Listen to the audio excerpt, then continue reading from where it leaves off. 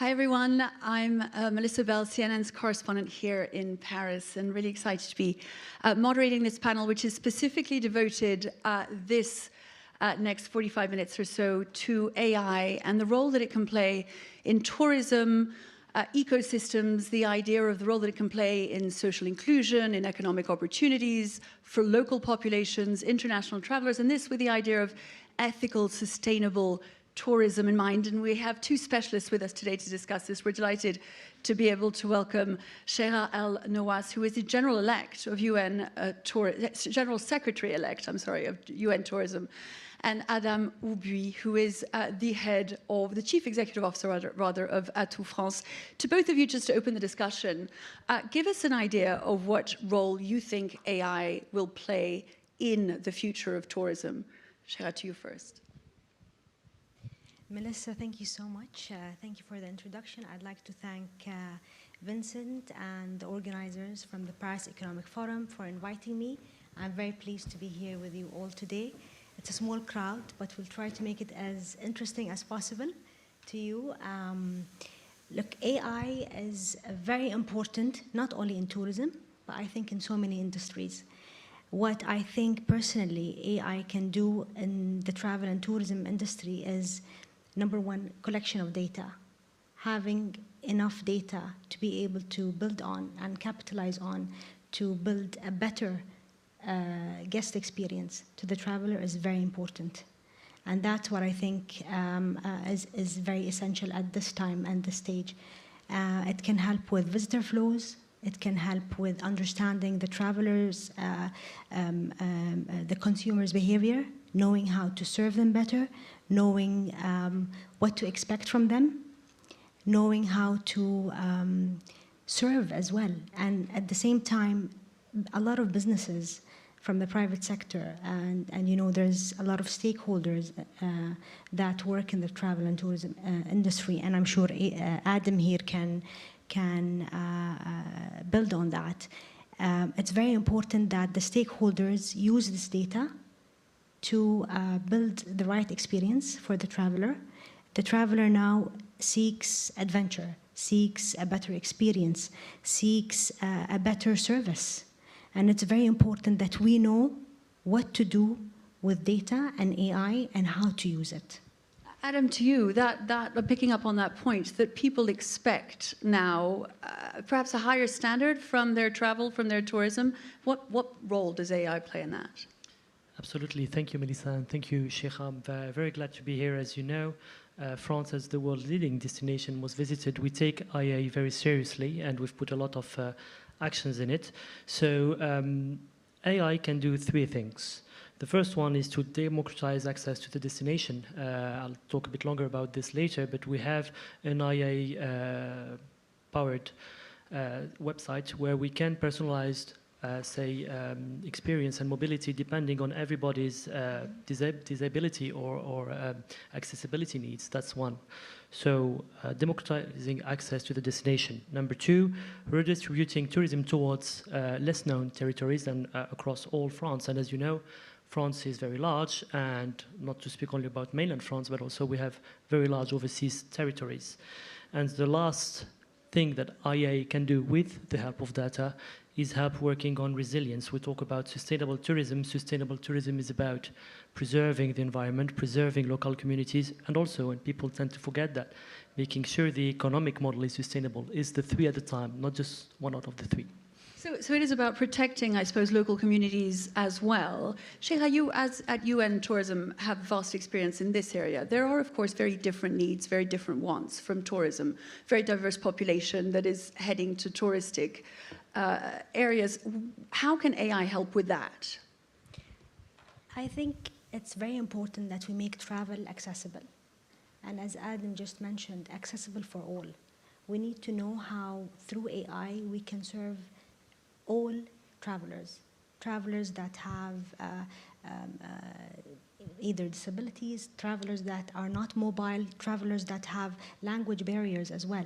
So AI can help a lot with real-time information and real-time data and make sure that there's no any barriers when it comes to language, when it comes to accessibility, when it comes to mobility. And I feel this is what AI can help when it comes to communities, when it comes to accessibility. Adam, to you, that question of accessibility and understanding who your public is and what they need, how do you use AI in that, or how can we?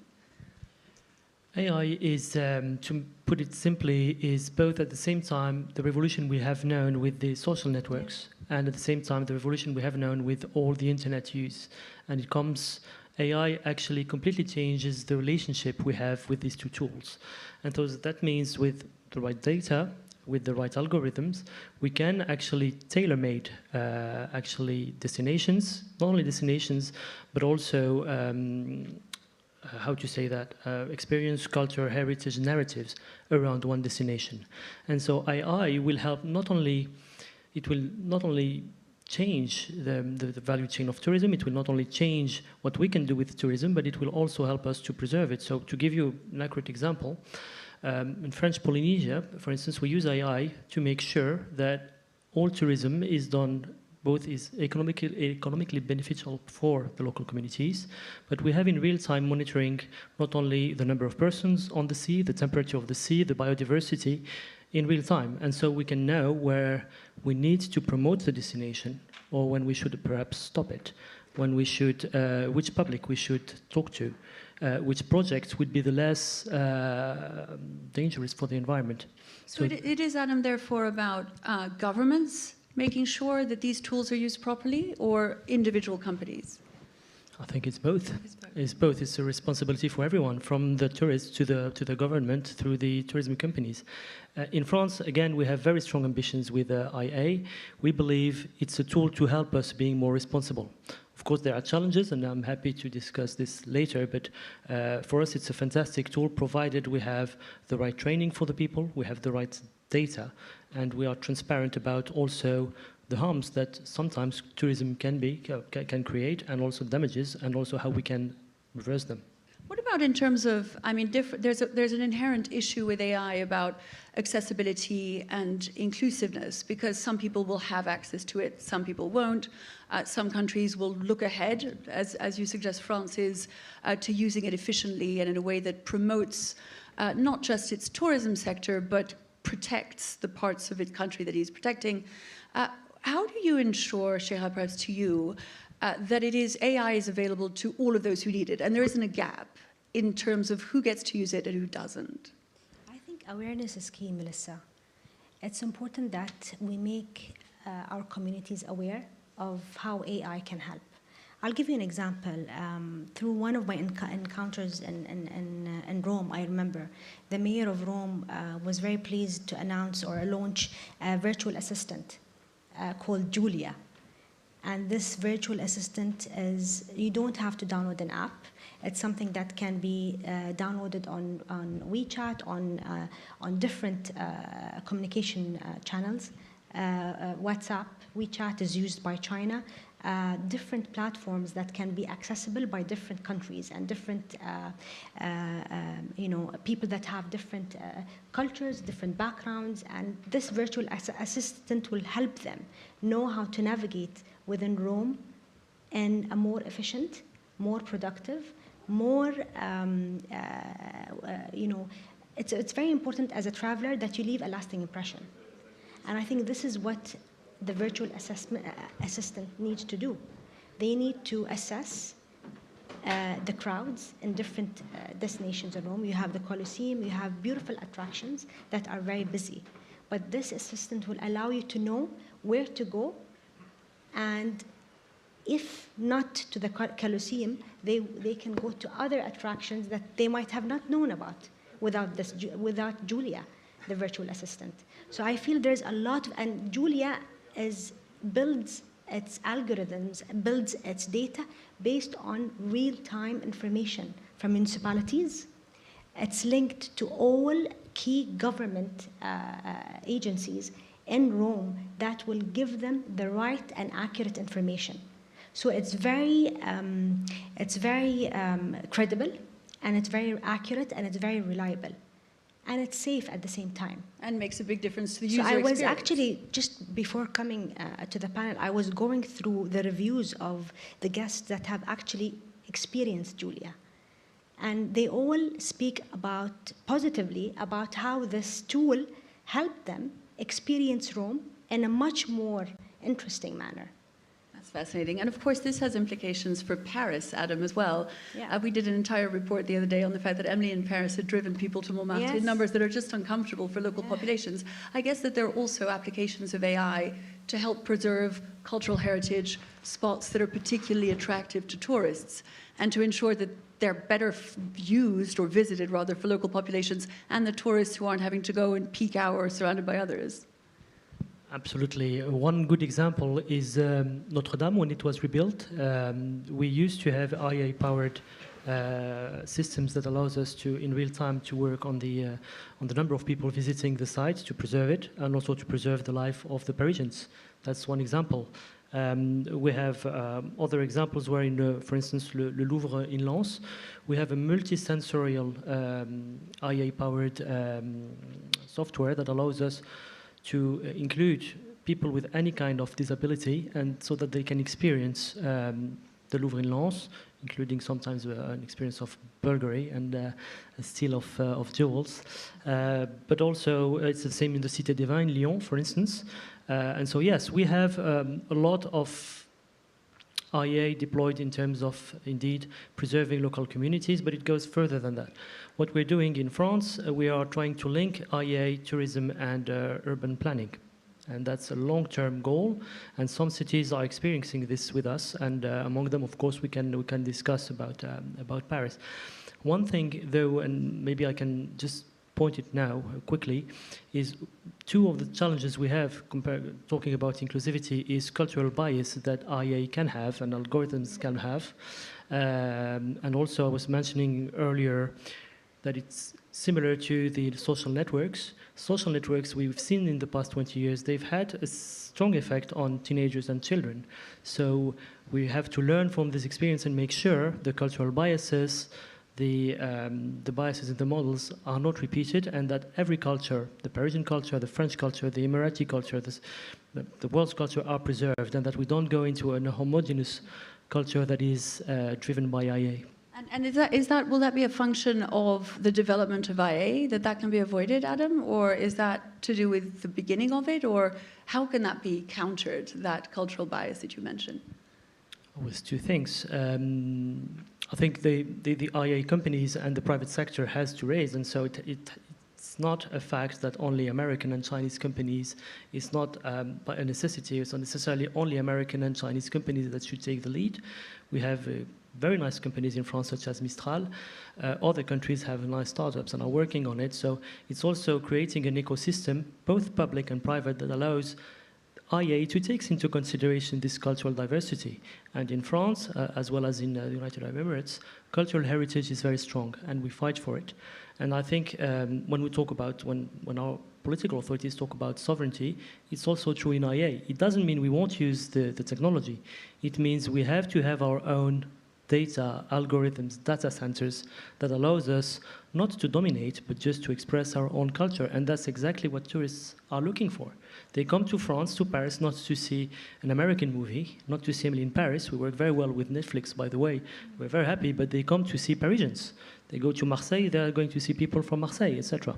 Of course, and is your experience, perhaps from the UN's point of view above this, do you sense, Shaikha, that that is evolving in the right way, that the kind of ecosystems that need to exist in different parts of the world are evolving in a way that will give us an AI that is reflective of the kind of tourism that different regions want to promote? I think a lot of countries, and especially the countries that rely a lot on tourism and where tourism represents a huge part of their GDP and their economies, they try to build and leverage on information and leverage on historical data and know-how, and that's actually the best way to serve people better. Because I think as a traveler, it's very important, if I'm a traveler and I love traveling, the first impression should always be a lasting impression. And AI cannot resolve that. It's people. But with AI and with the help of AI and information, you can know how as people and as communities, you will be able to know how to serve the traveler better. There was another example and another encounter that I had and recently as well in Dubrovnik, and I don't know if we can play this video, because this tells you what governments and authorities can do in making their cultural attractions and their destinations much more efficient, and making sure that the guest and the community, the population in Dubrovnik, for example, are also, there has to be the right balance between the communities and between visitors. So if we can just play this to the audience, I think this is a very interesting, there's no sound. It's been a UNESCO World Heritage Site since 1979. Here, heritage lives, breathes, and shapes daily life. Back in 2017, Dubrovnik was among the cities most affected by over-tourism, congested historic streets, traffic gridlocks, growing citizen dissatisfaction, and international media warnings. Avoid Dubrovnik. Less than a decade later, thanks to thoughtful policies, a comprehensive strategy, and consistent implementation of the multidisciplinary strategic project Respect the City, Dubrovnik is internationally recognized as a model of sustainable tourism. Today, it is a European example of sustainable tourism, earning high marks from international institutions and, more importantly, providing a better quality of life for its citizens. With nearly 41,000 residents, Dubrovnik welcomes over 2.5 million visitors annually. In 2024, it led Croatian tourism with 4.5 million overnight stays, a 9% increase from the previous year. As a top Mediterranean cruise port, Dubrovnik welcomed a total of 357 cruise ships throughout the year, bringing 515,000 cruise passengers to the city in 2024 alone. But growth is proactively managed through Respect the City project for the benefit of both visitors and locals. Its primary goal is to preserve cultural heritage while ensuring the living city. Dubrovnik's smart city vision ensures tourism remains sustainable. Digital tools like the Dubrovnik Pass, webshop, and people counters monitor visitor flows in real time. Over 453,000 people used the Dubrovnik Pass in 2024 alone, generating 16.6 million euros for culture and heritage. Technology here is more than convenience, it's protection, balance, and progress. Mobility is being redefined. Dubrovnik's new limited traffic zone is already working, with over 100,000 fewer cars this summer, easing congestion while protecting the historic core in line with UNESCO guidelines. Residents now enjoy cleaner air, less noise, and faster emergency access, making everyday life in the old city more livable. Every movement in the city is becoming smarter and greener.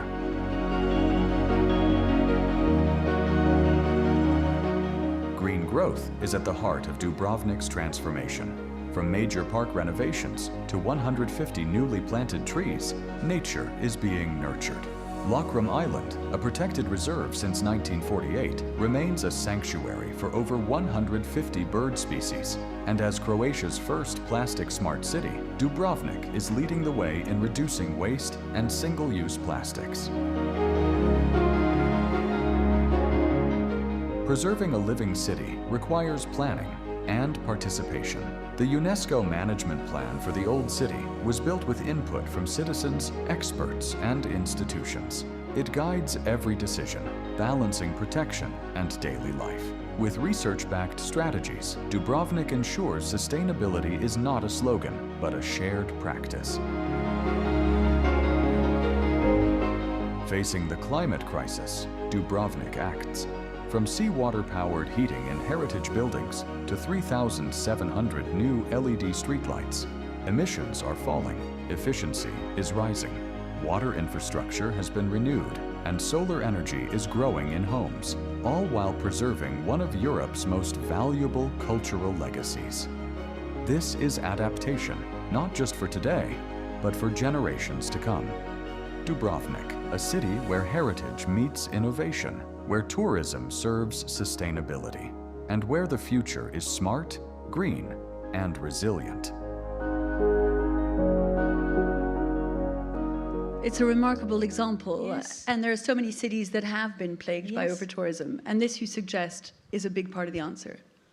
What do you say, what would be the key thing, because there are cities that haven't embraced AI this way, and tourism hotspots maybe that have been a bit slow to, what is the one thing they need to do to move towards that sort of success story, Shaikha? I think it's awareness. Awareness, and they need to also monitor their travel, their visitor flows. They need to see how much impact this is making for their economy. Because, for example, in Croatia, 26% of their GDP comes from tourism. You have 4.5 million tourists visited Croatia, Dubrovnik in 2025 or 2024. And this is 3 or 4 times the population of Dubrovnik, or the community that lives there. But what this teaches us is that with challenges, you can create opportunities. And this can have an impact on economies. It can have an impact on the community. It can have an impact on the environment and on the tourist, on the traveler. And this will bring the travelers back again to Dubrovnik because of that experience.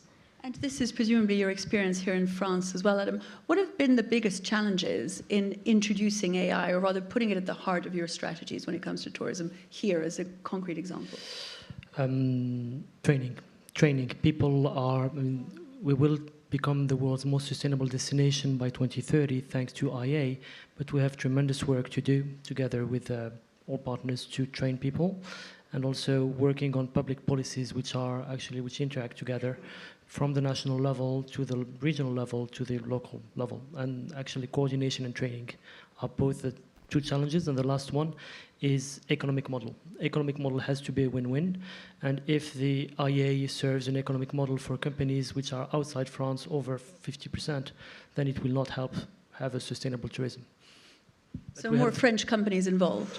No, I'm not saying only French. I'm just saying that the economic value should be shared in the right way, so that we can share innovation, share data, share good practices, and train people. And our government has started a lot of collaborations with other destinations actually to train them to this, to work together to have a common training program. So more than happy to work this with other countries. But the future then is AI. Thank you both, to both of you, Shaikha and Adam, for being with us on this panel. Thank you so much. Thank you, Melissa. Thank you. Thank you, Adam.